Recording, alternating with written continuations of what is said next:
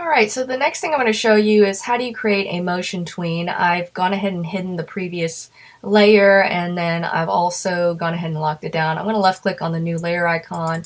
This is ball 2. I'm just going to label it that. There's nothing on the frames, and I can just see because it's a circle and there's nothing showing. Whenever you add a new layer, Adobe Animate's automatically going to go to whatever frame you left off on the previous layer. So I'm going to do the same thing. I'm going to go ahead, create my circle. This time, I do not want to end keyframe. I'm going to right click and I'm going to create a motion tween.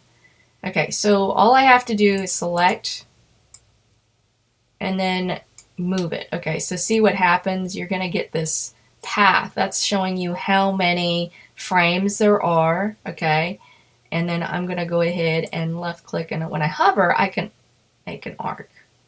So that's one of the principles of animation. So then when I play it back, you get a nice little arc with that. I tend to not use this one a lot because it does get a little weird. Like if you're doing some kind of simple motion, it's fine. Or if you want to make an arc to it.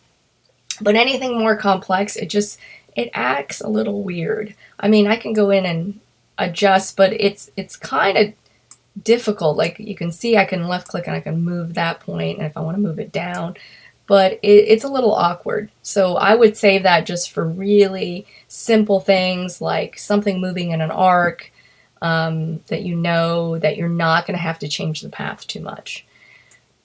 So that's how you make a motion tween.